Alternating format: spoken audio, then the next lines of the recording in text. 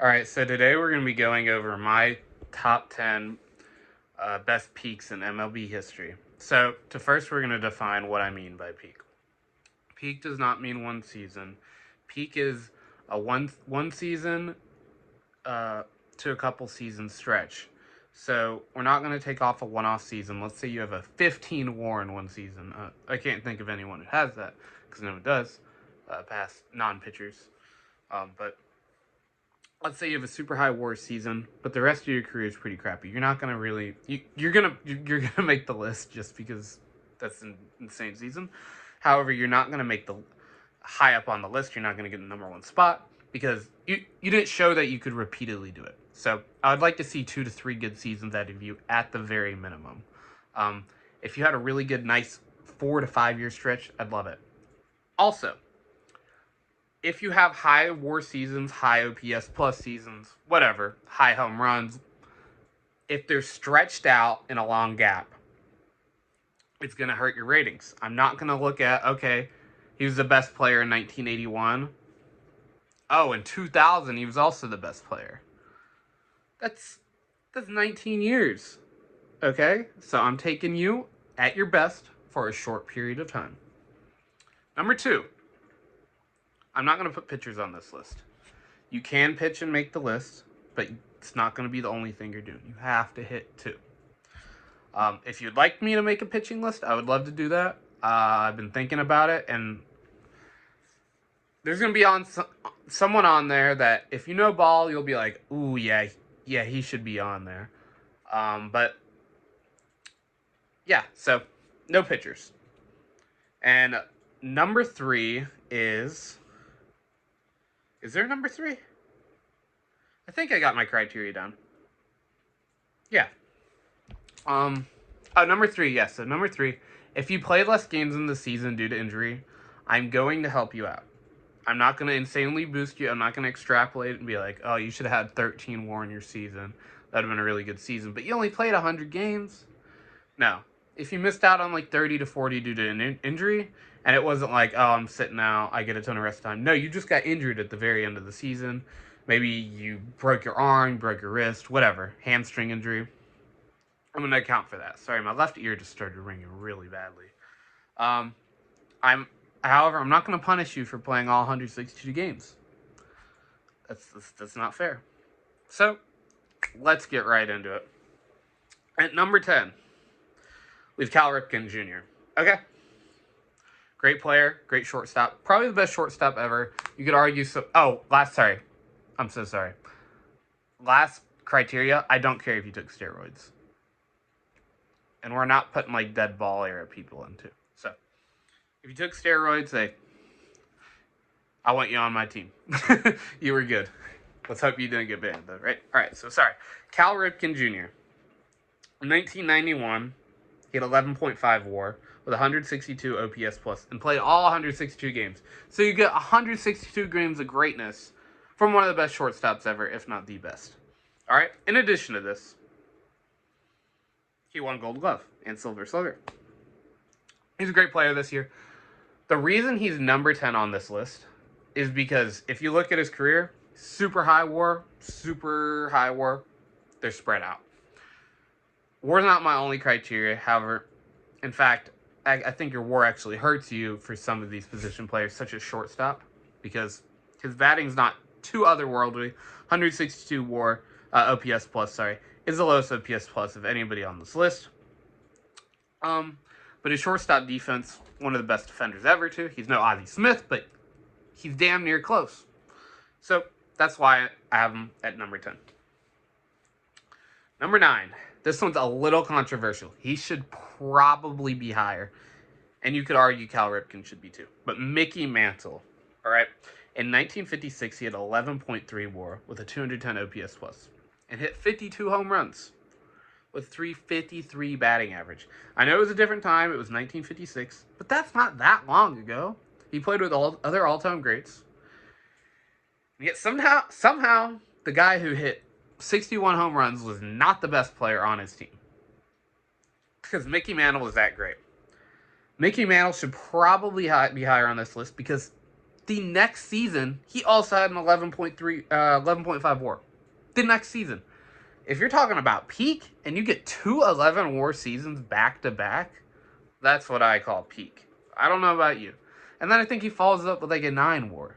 A 9 WAR is going to win you MVP 9 out of 10 times at minimum.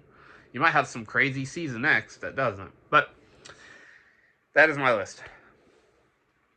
At number 7, we have the most controversial take. I really want to hear your thoughts in the comments on this. A lot of you won't agree. A lot of you will agree. A lot of you go, oh, it should be higher. Shouldn't be higher, really. He really shouldn't. Maybe one spot higher at best. Shohei Ohtani in 2023. This might be the best season I've seen in my life. I won't give it to him. I don't think it is. But for one game, if you got to see Shohei Ohtani when he was pitching, that's the best player I've ever seen. It was my own, like, while he's playing. Shohei Ohtani had a 10.1 WAR when it's rounded up. I think it's like a 10.0 something, you know. But 10.1 WAR. A 185 OPS plus. Yeah. That's higher than Cal Ripken Jr. And he pitched 11.4 strikeouts per 9. He did not lead the league this year. His pitching season the year prior was actually a bit better. A 3.14 ERA. So pretty good ERA. I'd like to see him in the twos, but, you know, he also had a 185 OPS plus. And he played 135 games. If you extrapolate it out to where he didn't get a Tommy John injury, and then he didn't also get the small injury, I want to say it was in his forearm. I can't completely remember. If you extrapolate it out, it's a 12.2 WAR. That's higher than Mickey Mantle. It's higher than Cal Ripken Jr. I know I said I'm not going to extrapolate completely and be like, oh, it's so much.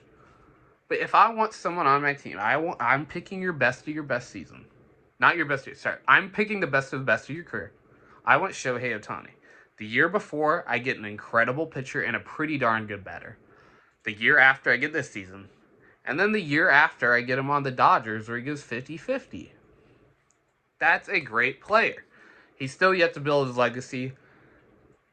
Next year, you might see one of the best seasons ever. I think it could end up being maybe top 5 on this list.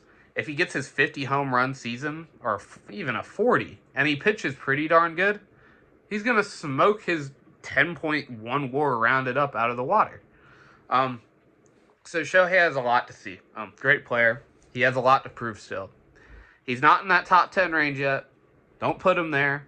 But for this list, peaks, I have Shohei Ohtani at number 7. Sorry. At number 6, this is what I believe is the best season I've ever witnessed with my own 2 eyes. Wow, it was happening. 2018, Mookie Betts. Mookie. You pronounce his name Mookie, but sometimes it's Mookie. But anyways, at his best, he's the best right fielder ever at fielding. I'm not disrespecting Hank. Don't disrespect Hank ever, okay? But in 2018, it had a 10.7 WAR, according to B-WAR. F-WAR has a little bit lower. It has a lot of people quite a bit lower. A 186 OPS plus. So think about this. Shohei Ohtani had a 185 OPS plus. I was just talking about it. Cal Ripken, 162. Mookie Betts was better. That's how good his defense was. This is how much WAR helps him. And I actually had Betts lower than Shohei Ohtani on this list prior, but I looked at how many games he played. 136. He played one less game than Shohei Ohtani. How? Blows my mind. Okay. One of the best defenders ever, and that's what you get. What hurts Mookie Betts is that he hasn't really repeated this otherworldly season ever in his career. A lot of people like Mickey Mantle. Mickey Mantle repeats the 11.3 WAR. Cal Ripken eventually repeats a super high WAR season, but it's way later, so that one doesn't help him. Shohei Ohtani has a high WAR season. They're all back-to-back. Mookie has a nice 9 WAR up there. 9 WAR is super great. And he has another, like, in the eights with the Los Angeles Dodgers. Great season 2 years ago. I think he should have won MVP, but when Acuna, I think he stole 70 bases. It's hard to give him the MVP. If you extrapolate this out, I forgot to write it down, unfortunately, but it's in the 12 to 13 range. That's insane. I know we don't do extrapolations because, hey, that rest helps you, even if you were injured. So, Mookie Betts is at my number 7 spot. Number 6, Willie Mays, one of the best players ever. Probably top. I have him number 3. But number 6, Willie Mays. In 1965, he had an 11.2 WAR season, 185 OPS plus, same as Ohtani, a 52 home run season, and he's potentially the best defensive center fielder ever. The analytics say other people, but I gotta give it to Willie Mays. He's the most Gold Gloves ever in center field. I know Gold Gloves are not a perfect accolade, but he won them for a reason. He has the catch of baseball. Yeah. So Willie Mays had 4 straight 10-plus WAR seasons. When I was looking at this, I started thinking, I was like, how is Willie Mays better than I think? I have him as the 3rd best player ever. He might be 2.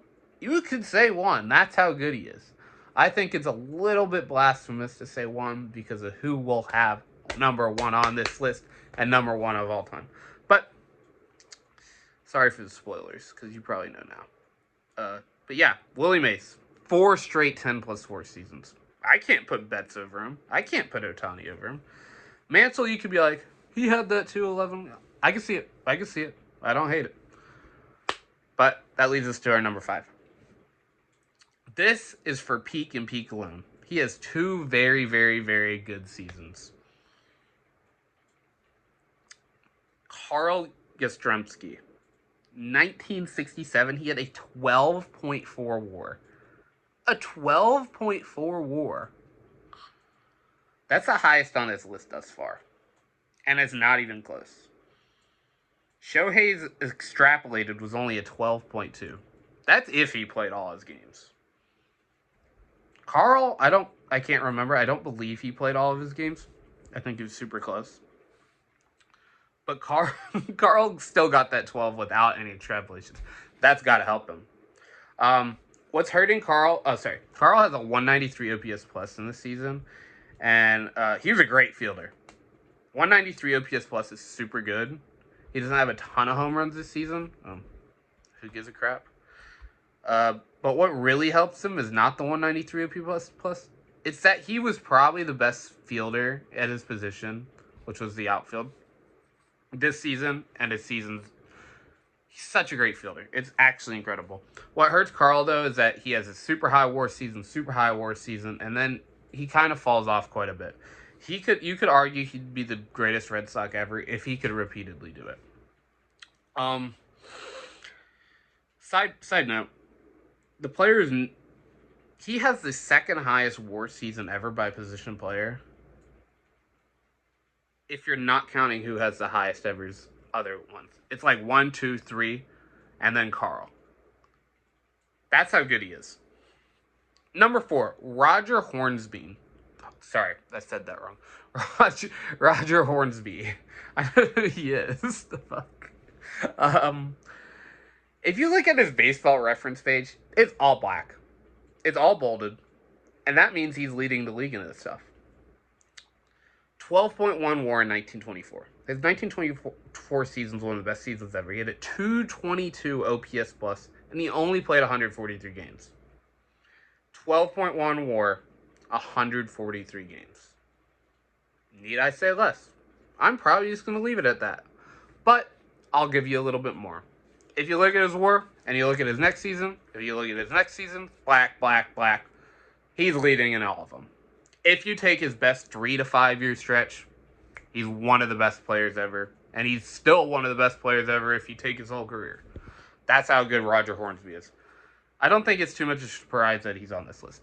Number 3. The career of what could have been. He's still a top 10 player. That's how good he is. He played with who I think the best player ever is.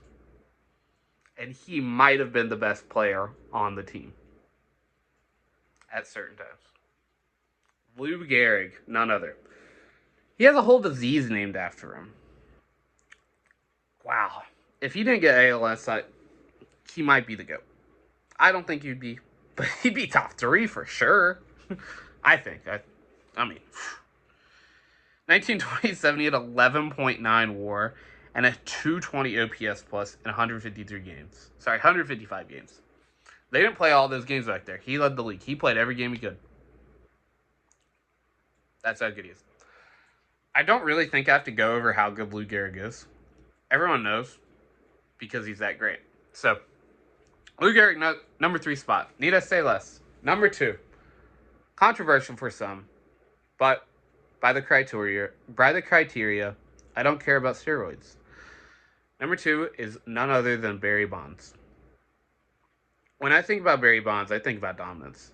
I think about how good he was. I think about number 73. He hit 73 home runs.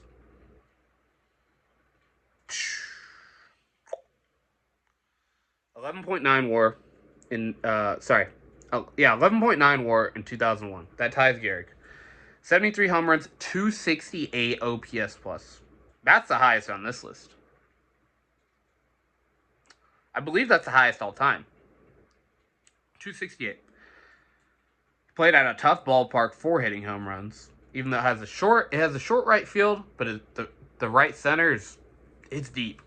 It has the San Francisco Bay. Yeah. Highest on base percentage for a season ever. Highest OPS plus for a season. Most home runs in a season. Super high batting average. Walked with the bases loaded. That's how good Barry Bonds was. Before I go into the number 1 spot, I'm going to give you some honorable mentions. Because I do think some people should probably be on this list. I might have injected a little bit of bias into the list. So yeah, I really want to mention these people. Mike Trout. If I'm talking about Lou Gehrig, the career of what could have been, Mike Trout's going to be the career of what could have been. When I was a kid, I loved Mike Trout. I still love Mike Trout. Who doesn't like Mike Trout? If you think about Mike Trout, you're gonna be able to sum up his career in one word though: injuries. It sucks. One of the best players ever, but he can't stay healthy. If I was doing a top 10 like best players at their best 5, 10 years of the not even 10. That's how sad it is. Mike Trout is top 10. That's how good he is. He's not a top 10 player ever because of injuries. But in 2012, which was his rookie season, he had 10.5 WAR. And get this, 139 games. Betts played 136. Ohtani played 135. 139 with a 10.5 WAR. He had 168 OPS plus. Super good defense his rookie season. I don't know how his defense fell off. He had a couple holes in his... He really would swing and miss at high strikes inside. But other than that, he didn't have too many gaps in his game. He didn't even win MVP this season, and I'm not sure he should have. Miguel Cabrera won Triple Crown. It's hard to vote against that. 2018, Betts beat him for MVP. 9-something WAR. He has some of his best seasons ever. He doesn't win MVP. That's how crazy it is. Another honorable mention is Aaron Judge. I do believe he'll be on this list by the end of the year. That's how good he is. In 2022, he had 62 home runs with a 210 OPS plus. I mean, he broke his league's home run record. Need I say more? Not really. I think you'll see him on this list next. You could argue he should be over like Betts or Ohtani. You could say Mantle or Ripken, but for now, he's going to sit at like the 11 down range. Stan Musial, one of the best players ever. I didn't write his stats down, but you know the man. He's great. And Joe Morgan. That big red machine. Yeah, when he was at his best, he was the best player on that team for sure. All right, now to get in the number one spot. Don't want to leave you hanging. Number one is none other than the GOAT, Babe Ruth. Best player ever. No question in my mind. 1923, he had a 14.1 WAR with a 239 OPS plus. When you look at his baseball reference, it's all black and it's gold. Gold means he's leading he's a career leader for all his stuff. We're not looking at the career for now though, but he had the home run record at one point in time. They raised the amount of games. He single-handedly saved baseball by how good he was. He brought us out of the dead ball era into the game we know today. I was talking about Carl Yastrzemski. You want to know who had those other WAR seasons? That 3 to 4 above him? Babe Ruth. He had all 4. Or 3. I can't remember. Yeah. The best player ever in my position. He could also pitch like Ohtani. But I actually didn't have his pitching seasons in with him. A ton of World Series title. So, yeah. So, to finish with this list, I'm going to go over some of these players again. And just see what my thought process was on ranking them. So, Mickey Mantle I initially had at number 10. Then I was like, 211 WAR in a row? You got to go up. I initially had Shohei Ohtani at 7. I was like, that's too high, actually. Here's why. I looked at how many games Mookie Betts played. 136, only one more. I had to bump him up. Yeah. Because he had a higher WAR and only played one more season. Or one more game. So, yeah. Yeah, Betts is incredible. 185 OPS plus for Shohei Ohtani. Let's look with... That tied Willie Mays, who was number 6. That was one less than Mookie Betts at 186. That's higher than Cal Ripken Jr. at 162. He makes the list on OPS plus for this top 10 alone. And he pitched 3.14 ERA. 11.4 strikeouts per 9. Alright, so he's one of the best batters in the league that season, and he's one of the best pitchers that season. So I had to put him on the list. I had to lower him, though, because you can't extrapolate. You can't extrapolate. It's not fair. Cal Ripken had to go down because of the wide gap in his WAR. That's why I lowered him. Carl Yastrzemski only had number 5 because he only had 3 GOAT seasons. I wrote it to the side. I just now realized that. But Willie Mays had 4 straight 10-plus WAR seasons. And Yastrzemski only had like 3 really great seasons. Other than that, he really fell off. I'd like to see 4 or 5 if possible. Another reason Betts isn't too high on this list is because he hasn't been able to repeat this one season once again. He's never been close. He has a 9 WAR season like 2 seasons before this one, which is really great. But if I'm taking a stretch, I can't find it. Hornsby, yeah. I think that's a fair rating for him. You could argue a little bit higher, but I don't think he's above Gary. Barry Bonds at number 2. Why not 1? Babe had 14.1 WAR. He saved the MLB. He brought us out of dead ball. So that concludes my list. Tell me if you want to see pictures. I was initially going to put pictures on here, but I'm like, they're impossible to rank. 1, because of dead ball. Do I put Cy Young on the list? I don't think so. Do I put Walter Johnson on the list? I don't think so. I don't think it's fair. Do I compare him with a Pedro Martinez? Super different game. I can compare hitting numbers much easier than I can compare pitching. It's just not fair. So, hope you have a great day. Tell me your top 10 list. Tell me why, and tell me what I got wrong. Because I'm certain people will disagree. Should Trout be top 10? Very fairly so. I don't think so, though. I have him probably at 11. So, goodbye.